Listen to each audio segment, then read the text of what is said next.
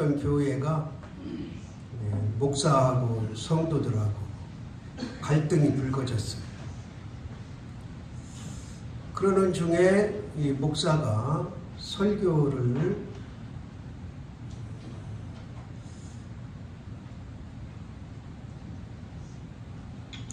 성적으로 간음을 하면 천국에 갈 수 없고 구원을 받지 못합니다. 그렇게 설교를 했어요. 그러니까 장로님들이 생각할 때 이건 아니거든요. 성경에 그런 말은 없는데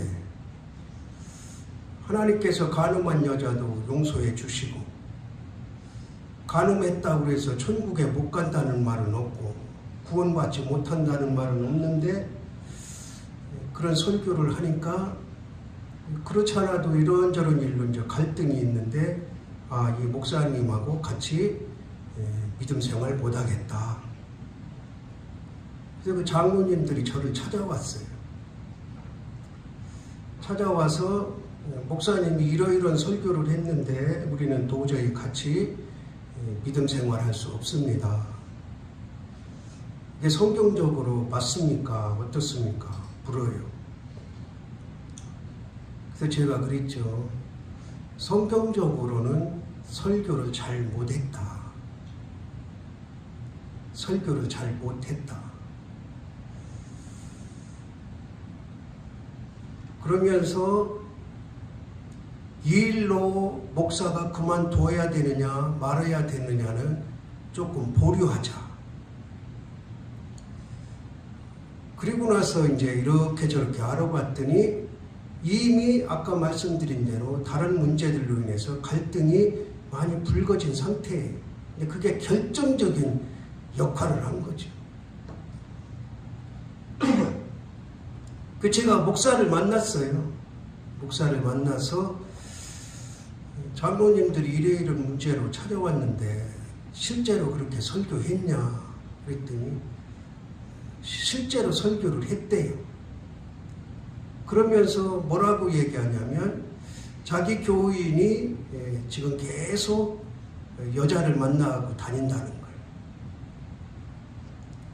그렇다고 불러서 얘기하기도 그렇고 한 사람을 딱 집어서 얘기하기도 그렇고 그 사람을 좀 정신 차리게 하려고 그렇게 강하게 설교했노라 그래요.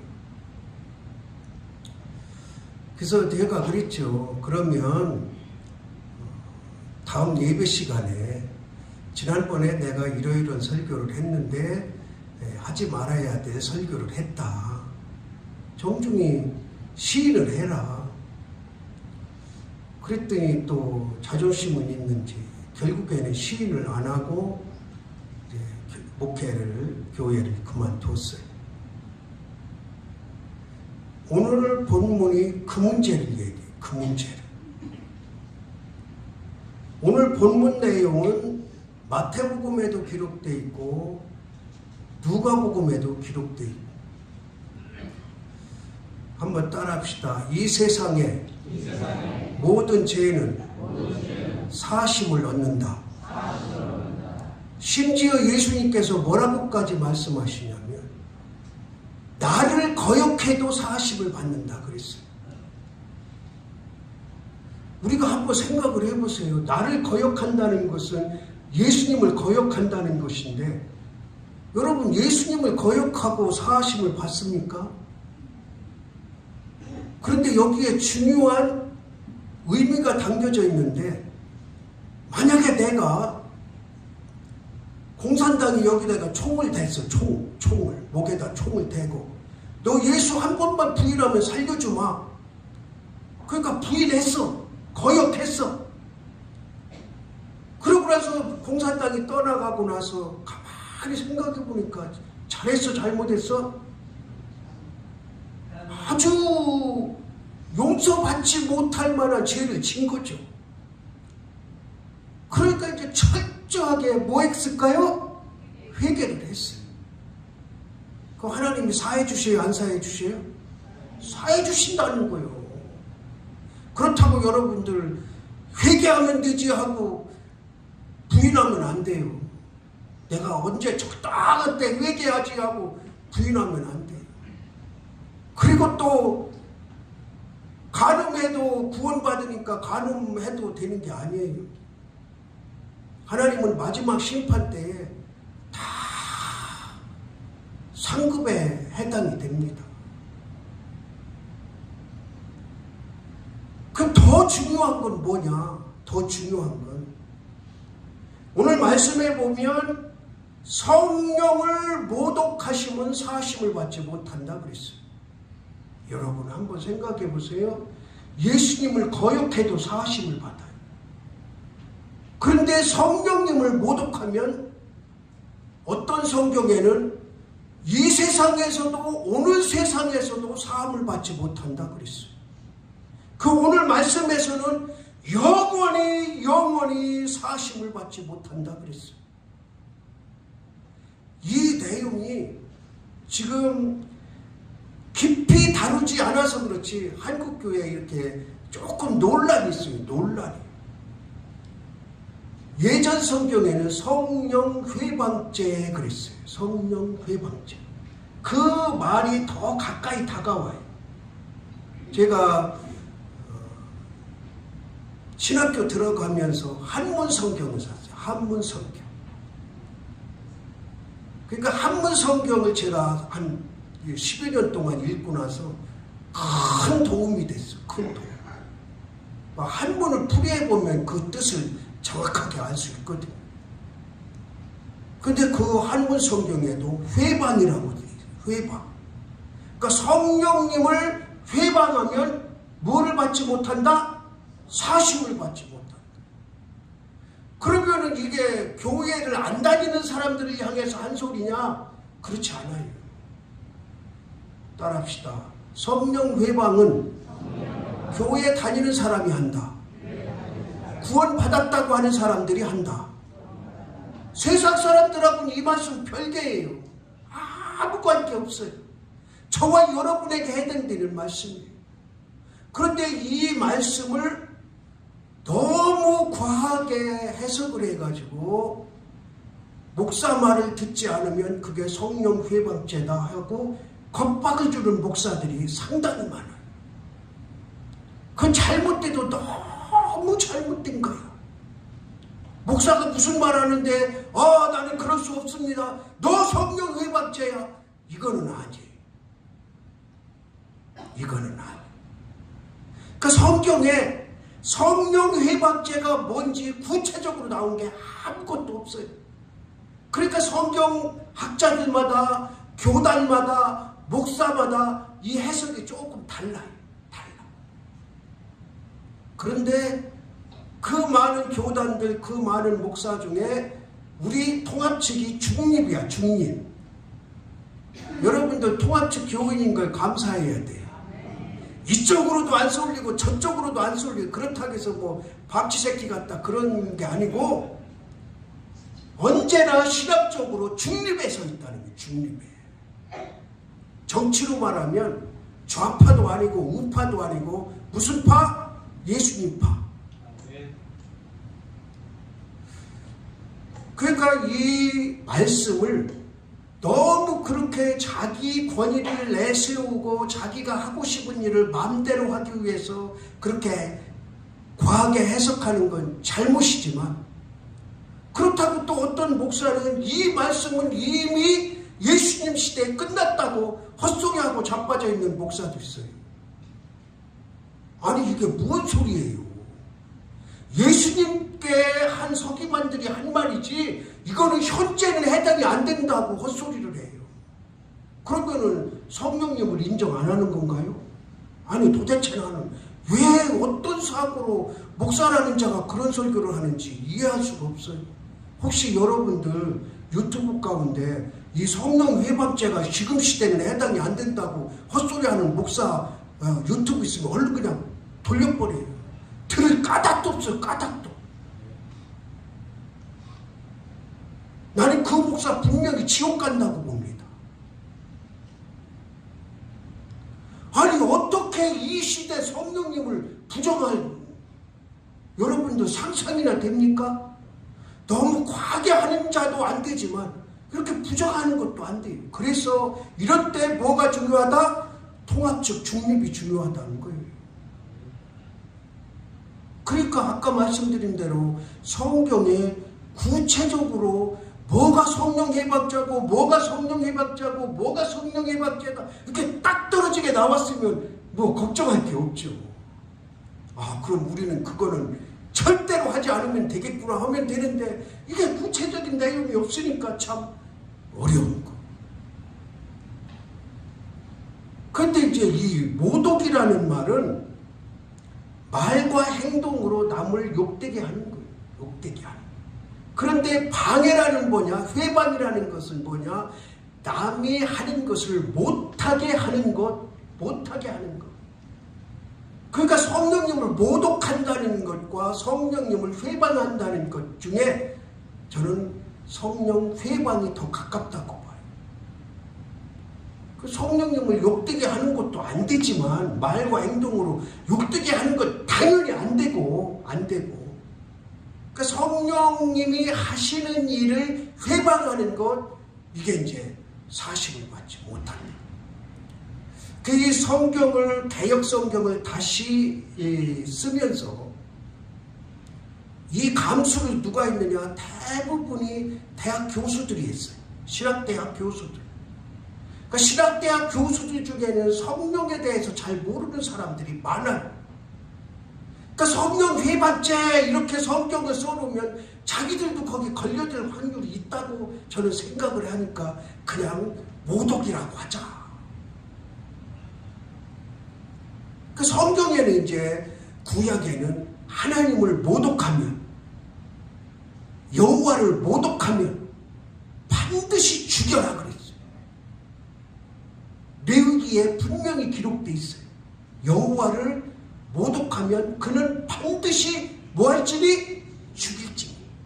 그러니까 예수님께서 오늘 서기관들 나오지만 그 당시에 서기관들, 제사장들, 율법사들이 예수님을 무슨 죄를 들어서 했어요? 신성 모독죄를 들어서 십자가에 죽이잖아요. 그러니까 오늘 말씀해 보니까 서기관들이 나와요. 서기관들. 그러니까 서기관들은 뭐 하는 사람들이에요?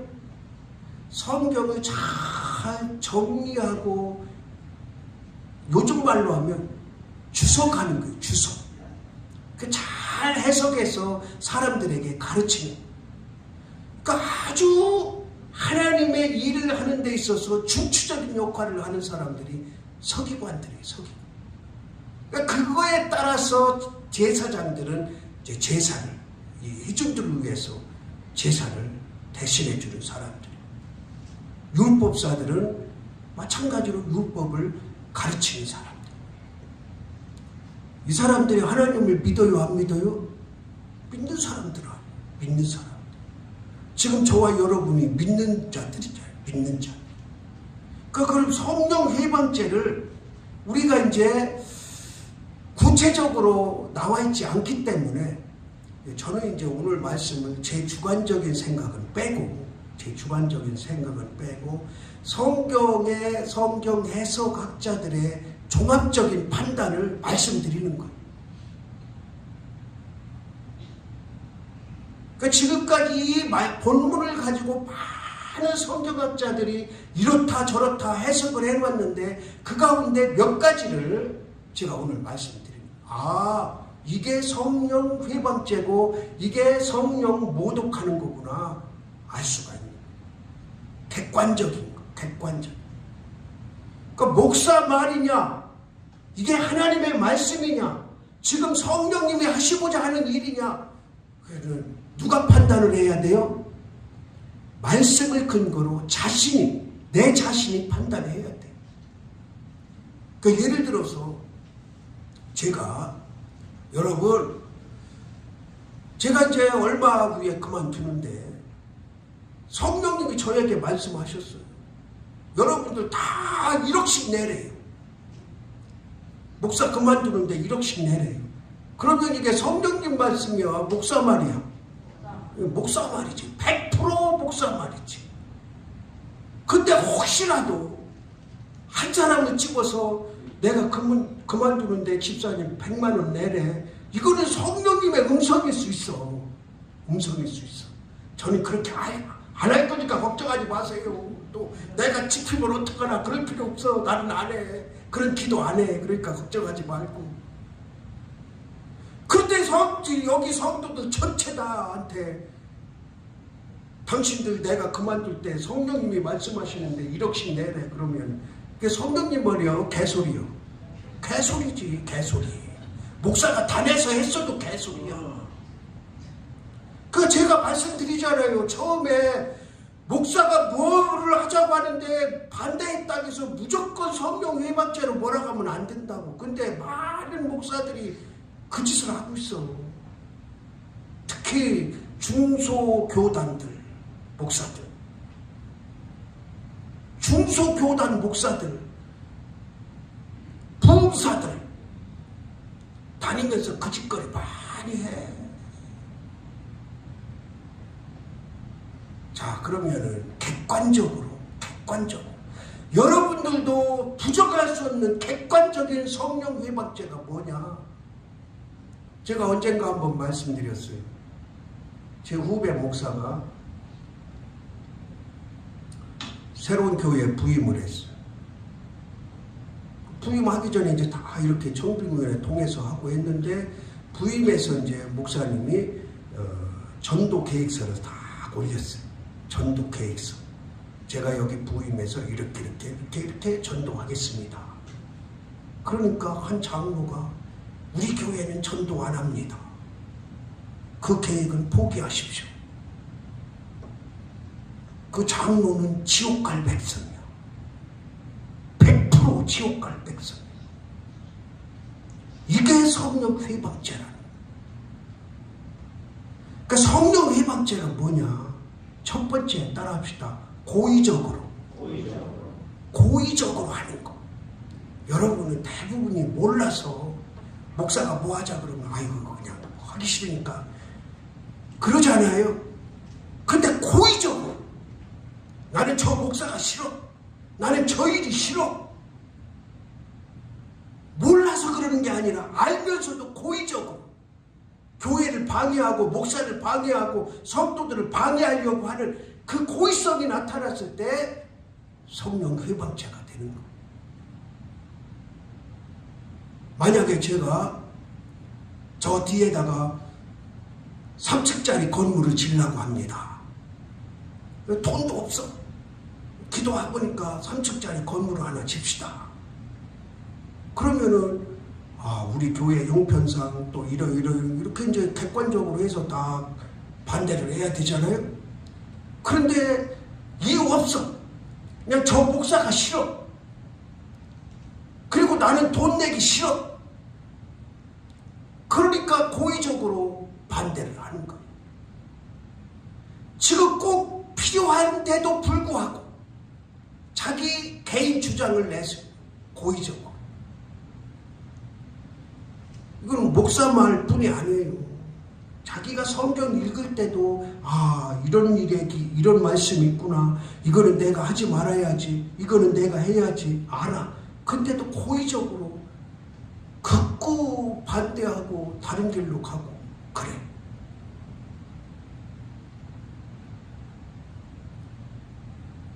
그러니까 제가 서두에 말씀드렸잖아요. 어떤 교회에 누가 간음을 하고 다닌다고. 그러면은 그런 설교를 했을 때 회개를 해야지. 회개를. 이게 죄구나. 이건 하나님 앞에 분명한 죄구나. 이건 잘못이구나. 알았으면 회개를 해야지. 그런데 또 그 짓을 하면 그거는 성령 회박죄일 수도 있다는 거예요. 100% 성령 회박죄는 아니지만 성령 회박죄일 수도 있어요. 성령님이 하시지 말라고 하잖아요. 그러면 그걸 깨달았으면 돌아서야죠. 근데 안 돌아서고 계속해. 우리가 짓는 죄도 마찬가지. 우리가 짓는 죄도 이게 내가 고의성으로 하는 거냐, 실수로 하는 거냐. 여러분들 남의 밭에 고추 따는 거 내가 고의적으로 따는 거냐, 그냥 실수로, 아니면은 어쩌다 한번 하는 거냐. 차원이 다른 거예요. 아, 오늘은 내가 가서 저 고추를 따와야, 지나다 보니까 아주 틈실한 고추가 있더라, 내가 오늘 집에 가다가 저걸 따야지. 이거는 죄야, 죄. 요즘에는요, 여러분 정신 바짝 차리세요. 어디 놀러 가든지 남의 집에 고추 따오잖아요. 3년 이하의 징역이에요. 1,000만 원 이하 벌금이에요. 그냥 옛날같이 그냥 서리다 해가지고 봐주고 그러니까 그렇지, 그 사람이 딱 신고를 하잖아요. 그러면 도둑질이야, 도둑질. 그래가지고 걸려서 3년 이하의 징역, 1,000만 원 이하의 벌금. 여러분들 남의 이렇게 마늘 걸어놓은 거 훔치다가 걸려서 그 사람이 신고하면 그렇다니까. 정신 바짝 차려. 요즘에 농산물 도둑 많아가지고요.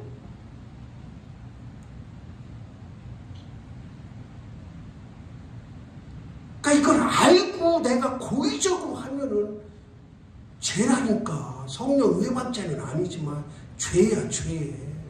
고추 하나가 문제가 아니야.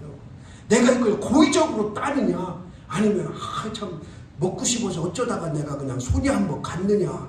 예전같이 이게 서리 개념, 정 개념이 아니라니까. 지금은 그냥 도둑질이야, 도둑질.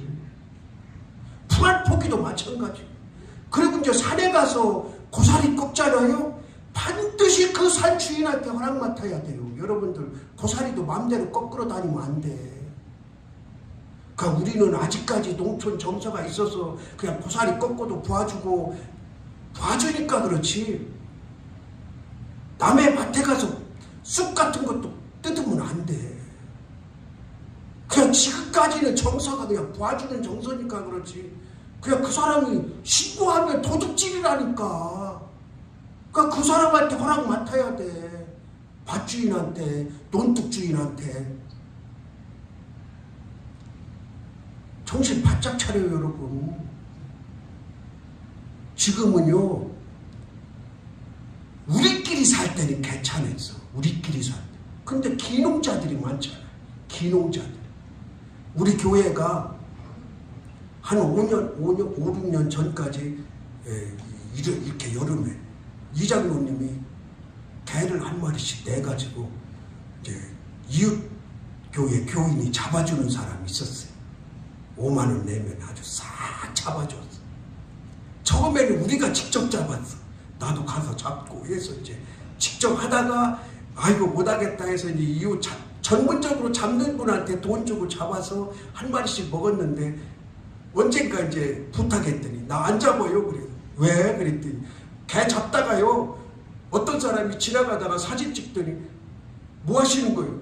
앞으로 이거 하면 이제 내가 고발할 거예요. 그게 누구냐? 기농한 사람. 기농한 사람이 개 잡는 거, 그냥 그동안에는 동네 사람들, 아, 저 사람은 개 잡는 사람, 그러니까 뭐 아무 저게 없었어요. 또 우리도 부탁을 했잖아요. 그런데 기농한 사람이 지나가다가 그걸 보고 나서 그 뒤로는 아예 손도 안 댄다. 그래서 우리도 못 먹어요. 잡을 사람이 없어서 못 먹어. 이런 시대에 점점 어디든지 기농, 기촌 그런 거를 또 이렇게 아주 달가워하지 않는 사람들이 있어요. 그러면은 사진 하나 찍어가지고 이거 당신 논둑이야? 당신 밭이야? 물어봐. 그거 어묵도 지난번에 제가 여기 가다 이제 쓰레기를 여기 학교 앞에 버리는 데 있잖아요. 거기다가 이제 버렸어요. 그랬더니 저 앞에서 차가 천천히 와. 보니까 사진을, 동영상을 다 찍었어.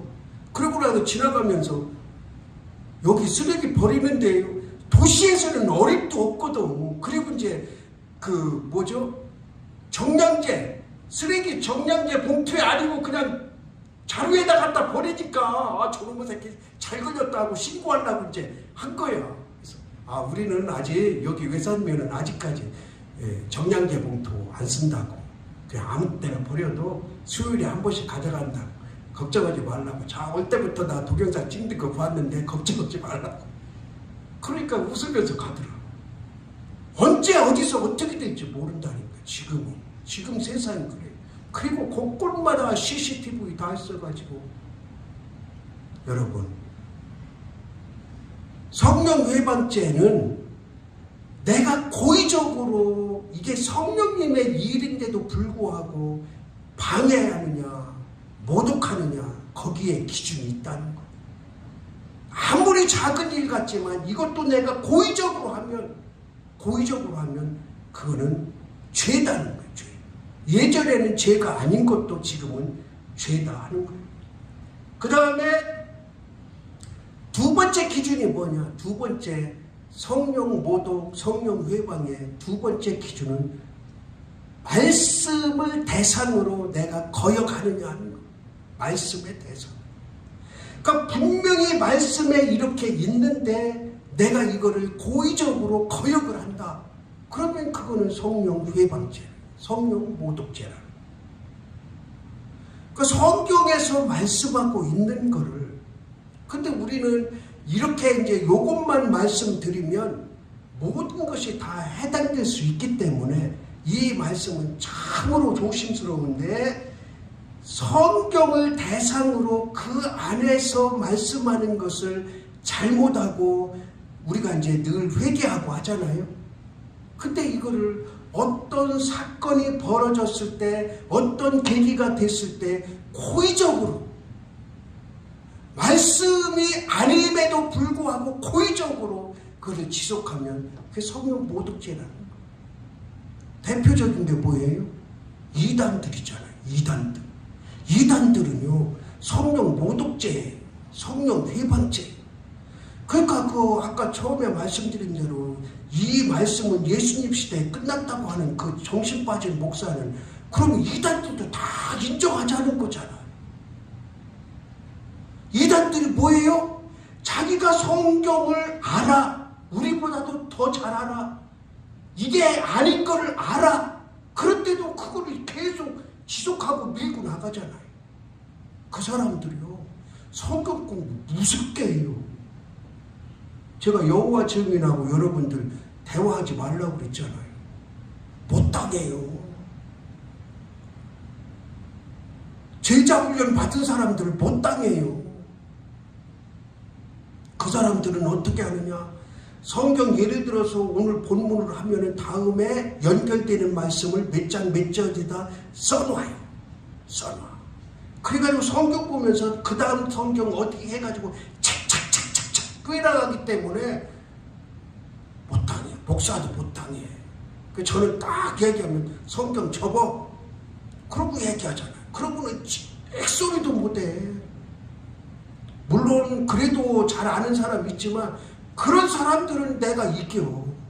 신학적으로. 그런데 성경 펴놓고 하면 내가 못당해.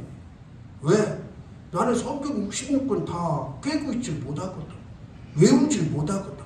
근데 그 사람들은 딱 펴고 또 딱 펴고 딱 펴고 목사도 반한다니까. 그러니까 그 대학 교수들, 장관들 이런 사람들이 거기에 현혹돼서 쫓아가는 거지. 그 사람들이 지식이 없어, 머리가 없어. 그러니까 이단들은 100% 따라합시다. 성령 모독죄, 성령 회방죄. 이거 어떻게 용서받을 수 있냐고. 다 지옥 백성인 거지. 그러니까 여러분들 이단에 빠진다는 건요, 그냥 내가 어떤 교를 옮기는 게 아니요. 하나님의 백성에서 지옥 백성으로 가는 거예요. 지옥 백성.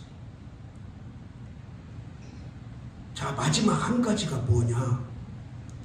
끝까지 회개를 거부하는 게 성령 회방죄. 성경학자들의 공통적인 의견이에요. 끝까지 회개를 거부해.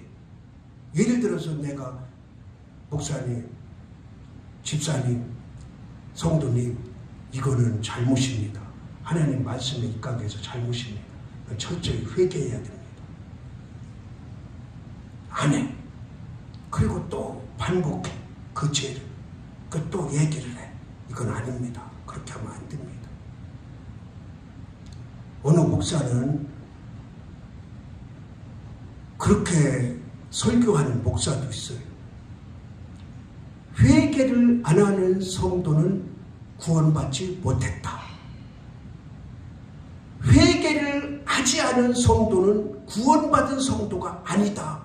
그렇게 설교하는 목사도 있어요. 그 회개는 반드시 필요한 거.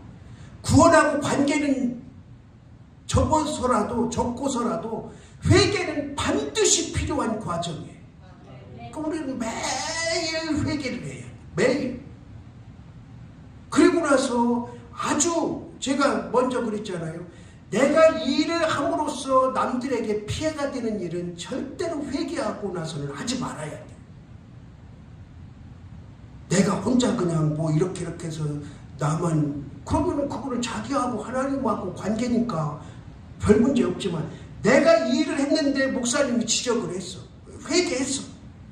근데 내가 이 일을 하고 나서 사람들이 피해를 봤어. 그러면은 반드시 회개하고 또 저지르지 말아야 돼. 이게 회개라는 거예요. 이게. 그 여러분들은 어때요? 회개하죠? 그러면 내가 이 일을 함으로써 다른 사람에게 피해가 됐다. 그러면 회개를 했으면 그 일은 다시 하지 말아요. 이게 회개의 완성이에요. 완성. 그러니까 회개를 거부하는 거예요. 내가 만약에 집사님 이거 잘못했습니다. 회개하세요. 내가 뭘 잘못했습니까? 목사님이 잘못 판단한 거죠. 아 그래요? 그럼 한번 다시 살펴봅시다. 말씀에 이렇게 있잖아요. 이거 회개해야 됩니다. 아 나는 안 할 거예요. 이거는 성령 회방죄가 될 수 있다는 거. 저는 여러분들한테 지금까지 개별적으로 회개하라고 한 적이 없는 것 같아요. 혹시 들은 분 있으면 말씀을 해주세요. 내가 목회하면서 개별적으로 불러가지고 당신 이거 잘못했으니까 회개하라. 설교를 통해서 말씀을 드리면 여러분들이 하나님 말씀으로 받고 깨달아요. 이제 판단은 누가 하는 거예요? 스스로 하는 거예요. 내가 지금 성령님을 회방하고 있느냐, 모독하고 있느냐, 아니면 거역하고 있느냐, 아니면은 내가 몰라서 지금까지 그랬느냐. 구체적으로 성경에 딱딱 떨어져 있는 게 없기 때문에 이거다 저거다 딱 떨어지게 설교를 못하는 나도 답답해. 이 근거를 가지고 내가 고의서 믿느냐, 말씀에 입각한데도 계속 거부하고, 내가 이거는 분명히 남에게 피해주는 잘못을 했음에도 불구하고 회개를 거부한다. 그러면 성령 모독죄, 성령 회방죄에 해당할 수 있음을 마음속에 간직하고. 근데 지금까지 우리 성도들은 그런 건 없어요. 걱정하지 마세요. 이 사실을 알고 하나님 앞에 더 바르게 살아가는 우리가 되기를 주님의 이름으로 바랍니다. 하나님 아버지, 오늘 참 어렵고 중요한 말씀을 들었습니다. 내가 지금 하는 믿음 생활 모습 가운데 성령님을 회방하지는 않고 모독하지는 않더라도 마음을 아프게 하는 모습들은 없는지 돌아보게 하시고, 하나님께서 원하시는 믿음의 모습으로 나아가는 우리의 삶이 되게 하옵소서. 예수 그리스도의 이름으로 기도드리옵나이다.